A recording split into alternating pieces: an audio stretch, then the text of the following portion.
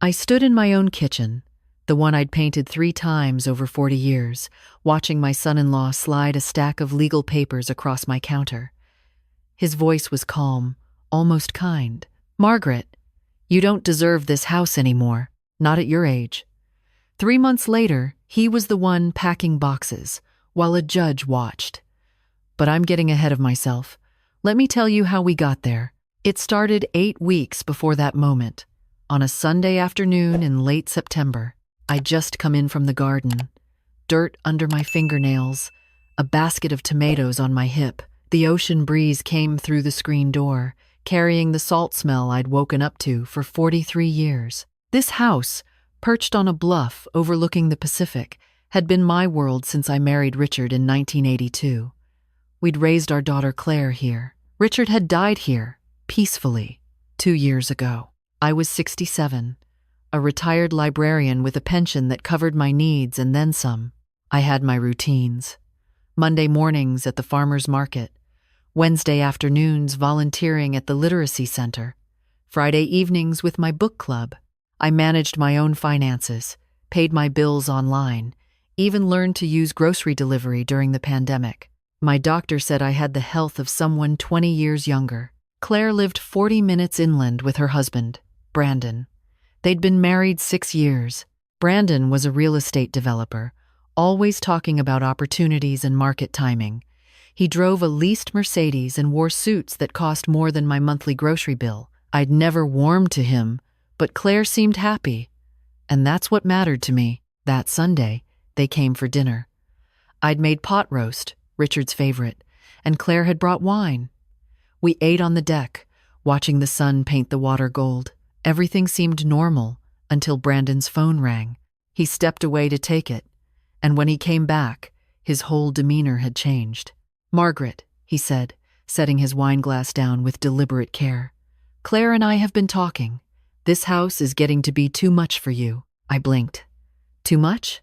The stairs, the yard work, the maintenance. He gestured broadly, as if the house itself was collapsing around us. "It's irresponsible for someone your age to be out here alone. What if you fell?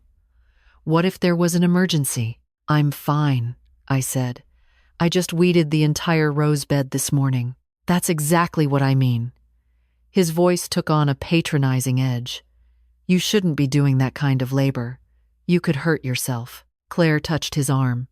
"Brandon, we talked about easing into this conversation. There's no easy way to say it, honey." He turned back to me. "We think you should sell. Move into a senior community, something manageable, safe." I felt something cold settle in my stomach. This is my home.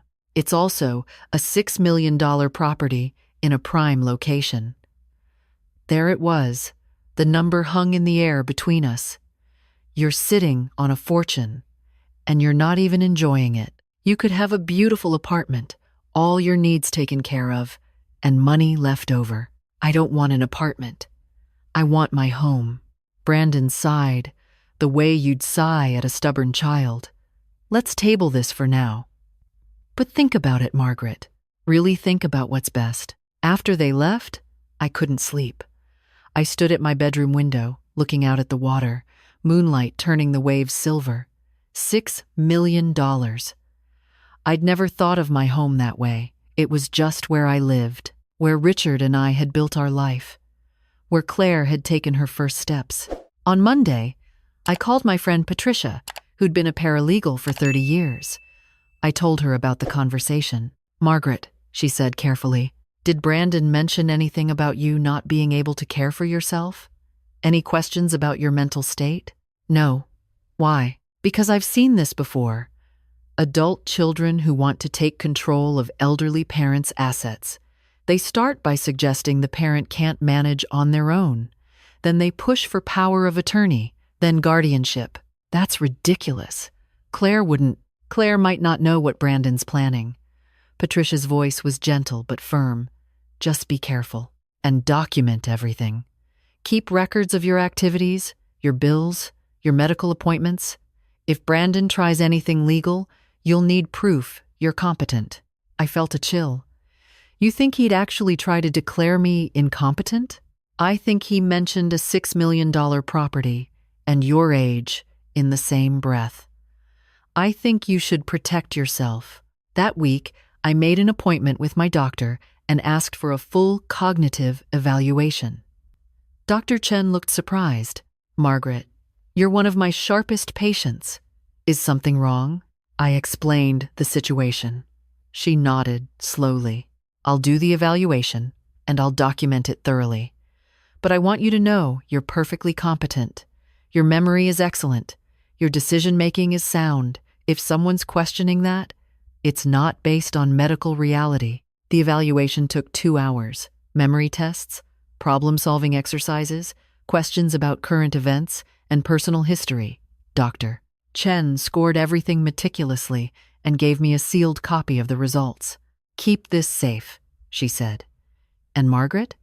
Consider talking to an elder law attorney, just to be safe. I followed her advice.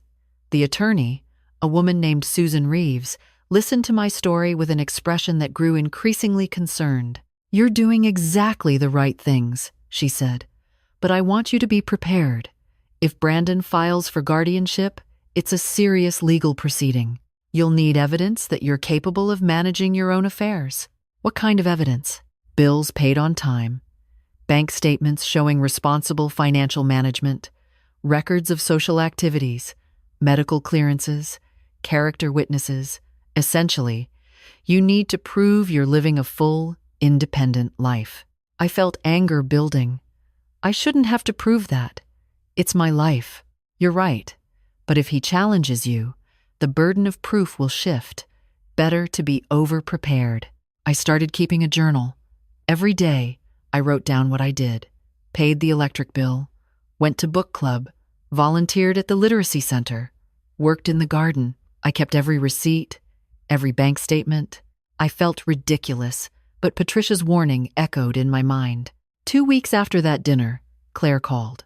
Her voice was strained. Mom, can I come over? Alone. When she arrived, her eyes were red. We sat on the deck with tea, and she stared at the ocean for a long time before speaking. Brandon's been acting strange. He keeps talking about your house, about how we're your only family, and we should have security. He's looked up the property value 4 times that I know of. He's contacted a real estate agent. Without asking me, he said he was just exploring options. For when you're ready. She looked at me, and I saw my daughter for the first time in weeks, not Brandon's wife. Mom, I don't like it. I told him to stop, that it's your decision, but he gets this look, like he's already decided how things are going to go. Claire, I need to ask you something, and I need you to be honest. Does Brandon have money problems? She was quiet for a long moment. He made some bad investments, cryptocurrency. He lost about $200,000. He's been stressed about it, but he says it's handled. $200,000. Suddenly, the $6 million house made more sense. Has he asked you to talk to me about selling? He suggested I might want to help you understand it's the practical choice. Her voice broke. Mom, I'm so sorry. I should have shut this down immediately. This is your home. I grew up here. I scattered Dad's ashes from that deck. Brandon has no right. Thank you for telling me, I said. And Claire? Whatever happens, I know you're on my side. She hugged me tight. Always. The next incident came 3 days later. I was at the grocery store when I ran into Linda Howard, a woman I knew from the community center.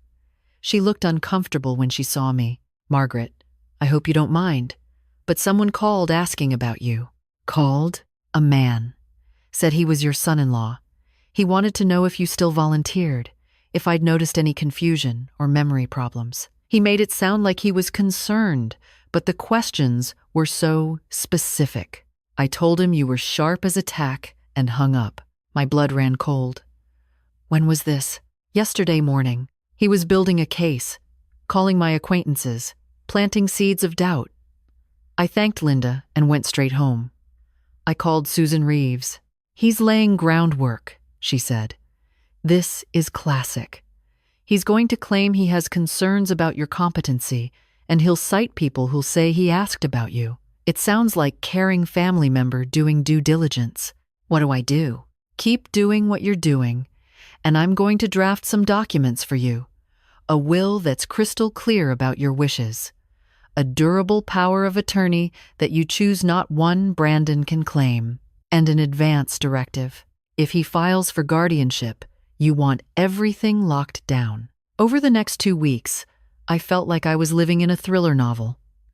I documented everything. When Brandon called to check in, I recorded the conversation on my phone.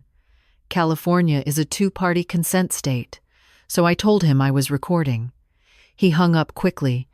When he sent texts suggesting I think about my options, I screenshotted them. Claire kept me updated. Brandon had contacted 3 different senior living facilities for brochures. He'd printed out articles about elderly people being taken advantage of by scammers. He was building his narrative. Then came the Sunday that changed everything. Brandon and Claire came for dinner again. I'd cooked salmon, set the table on the deck. It could have been a pleasant evening. But Brandon brought a briefcase. After we ate, he pulled out a folder. "Margaret, I've been doing some research. I found a wonderful assisted living community in town. They have available units, and the monthly fee would be easily covered by investing the proceeds from selling this place." "I'm not selling. You're not thinking clearly about this. The house is too much. You're isolated out here. At your age, you need to be practical." I am being practical. I'm living in my own home, managing my own life, exactly as I've done for 43 years. His jaw tightened. "Claire, help me out here." Claire looked at her plate. "Mom gets to decide where she lives, Brandon. This isn't about what she wants. It's about what's safe, what's responsible." He turned back to me. "Margaret, I'm trying to help you, but if you won't accept help willingly, there are legal options." There it was. The threat, finally explicit. "Legal options," I repeated. "Guardianship proceedings. For your own protection, a judge can determine if you're capable of making sound decisions about your welfare and finances." I reached into the sideboard drawer and pulled out my own folder. I'd prepared for this moment. "Before you consider that route, you should know something. I've had a complete cognitive evaluation. Dr. Chen found me fully competent. I have documentation of my financial management, my social engagement, my physical health. I have witnesses who can attest to my independence, and I have a very good attorney." Brandon's face went white, then red. You've been planning for this?" "I've been protecting myself, because my friend, who was a paralegal, warned me that when someone mentions an elderly person's valuable property and their age in the same breath, it's rarely about concern. I'm concerned about you," he said. But his voice had lost its conviction. "No, you're concerned about your cryptocurrency losses. $200,000, I believe." His mouth opened, closed. Claire was staring at him. "You looked into me?" he said. That's invasive. "You called my friends, asking if I seemed confused. You contacted senior facilities without my permission. You had a real estate agent appraise my home. I'd say we're even." I stood up. "This is my home. It will remain my home until I decide otherwise. If you attempt to file for guardianship, I will fight it with every resource I have. And Brandon, I think you should leave now." He grabbed his briefcase and stormed out. Claire stayed. "Mom," she said quietly, "I didn't know about the real estate agent, or the calls. I knew he was stressed, but I didn't know he'd gone that far." "I know, honey. This isn't your fault, but I'm married to him, and I can't stay with someone who would do this to you." She was crying. "I need some time to think." She left that night and stayed at a hotel. Over the next week, she and I talked every day. She was torn between the man she'd married and the reality of what he'd tried to do. I didn't push her. This was her decision. Then, 2 weeks after that confrontation, I got served with papers. Brandon had filed for guardianship. Susan called me as soon as she heard. "He's claiming you're unable to manage your property, that you're isolated and at risk, that you've refused reasonable suggestions for your safety. He's petitioning to be appointed your guardian with full control over your finances and housing decisions. Can he do that? He can file. But Margaret, you're in a better position than 90% of people in this situation. You have evidence, you have documentation, you have medical clearance, and you have me. The court date was set for 6 weeks away. During that time, Brandon's lawyer tried every tactic. They subpoenaed my medical records. They asked the court to order a psychiatric evaluation. They claimed I was being manipulated by my attorney. But Susan was relentless. She filed counter motions. She assembled my evidence into an airtight case. She deposed the people Brandon had called, who all testified that I seemed completely competent and they'd found his questions strange. She got statements from Dr. Chen, from the Literacy Center director, from my book club members. Claire made her decision. She filed for separation from Brandon and agreed to testify at the hearing. The courtroom was smaller than I expected. The judge, a woman in her 50s named Patricia Morrison, reviewed the evidence with a careful eye. Brandon's lawyer went first, painting a picture of a lonely, aging widow in a house too large for her, making poor decisions, refusing help. Then it was our turn. Susan presented my cognitive evaluation. My financial records showing 43 years of responsible management. Letters from friends, from the Literacy Center, from my doctor. She showed the timeline of Brandon's actions, the property appraisal he'd ordered, the calls to my acquaintances, the senior facility brochures he'd collected. When I took the stand, I spoke clearly. I explained my daily routine. I discussed my volunteer work, my book club, my garden. I talked about my finances, my health, my plans. I answered every question the judge asked without hesitation. Brandon's lawyer tried to rattle me. Mrs. Thompson, isn't it true that you sometimes forget appointments? I forgot one dentist appointment last year. I rescheduled immediately. Isn't it true that you live alone? I live independently. There's a difference. Isn't it true that this house requires significant maintenance? Yes. I hire professionals for major work and handle the rest myself. The same way millions of homeowners do. Then Claire testified. She was nervous, but steady. My stepfather told me he was concerned about my mother. But his concern only seemed to start after he lost money and researched the value of her property. He never expressed worry before that. My mother is one of the most capable people I know. She helped me through college, through my wedding, through my father's death. She's not the one who needs help. The judge asked Brandon to testify. He was defensive, insisting he'd only wanted what was best for me. But when Judge Morrison asked him directly if he'd financially benefit from managing my assets, he couldn't lie under oath. He admitted that as guardian, he could make decisions about selling the property. Judge Morrison took a recess to review everything. When she came back, her expression was stern. Mr. Bradford, I've seen many guardianship cases in my career.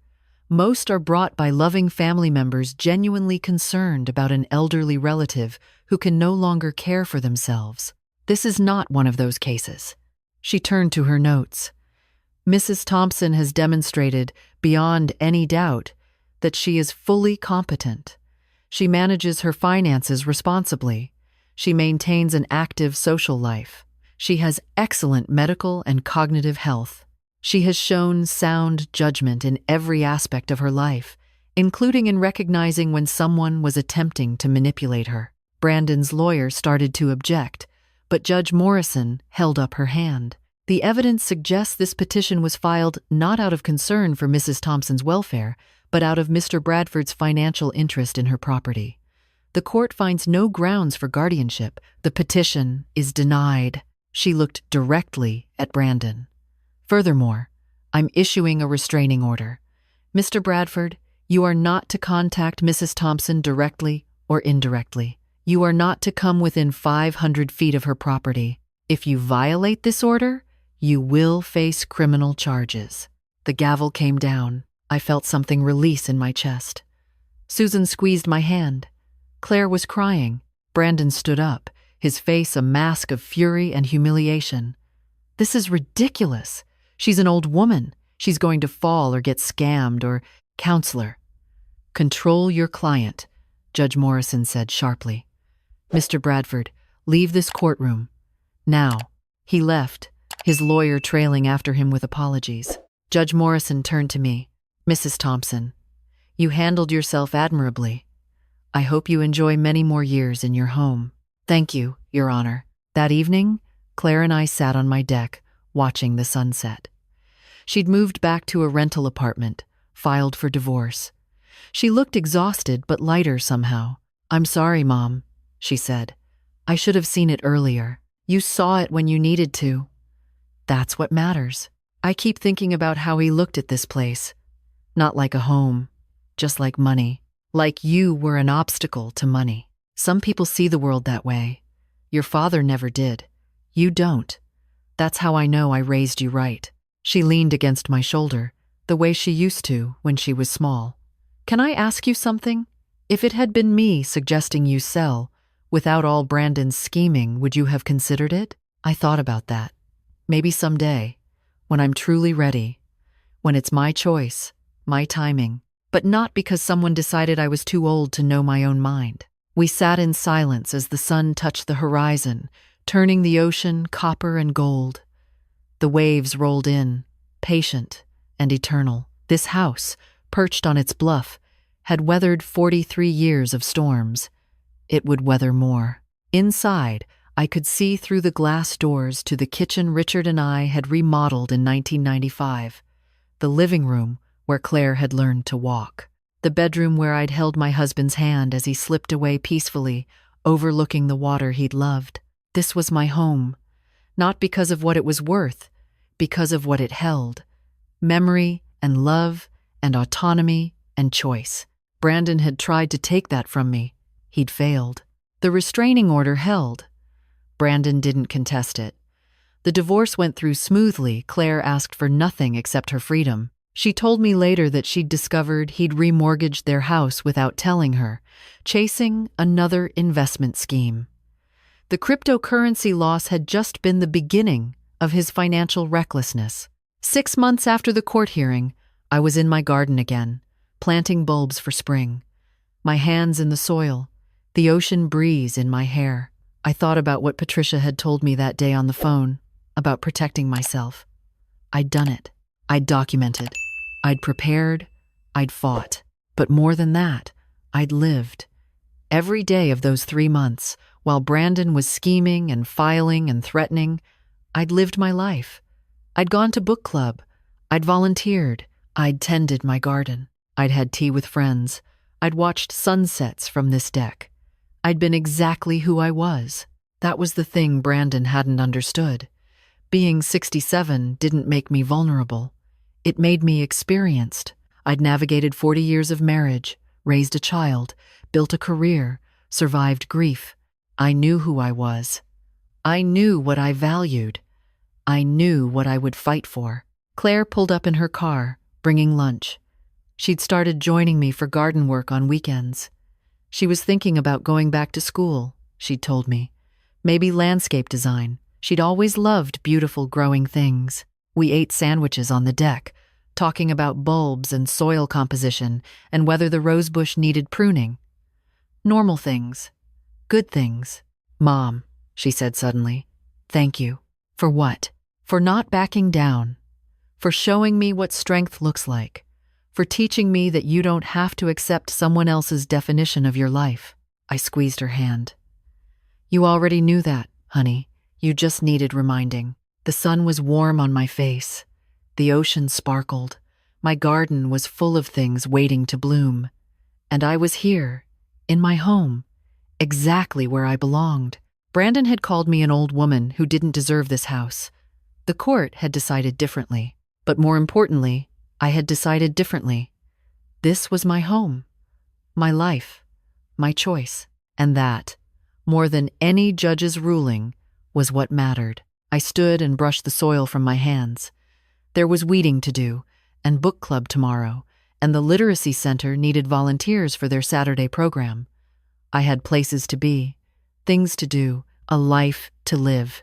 At 67 years old, on my bluff overlooking the Pacific, I was exactly where I was meant to be, and I wasn't going anywhere.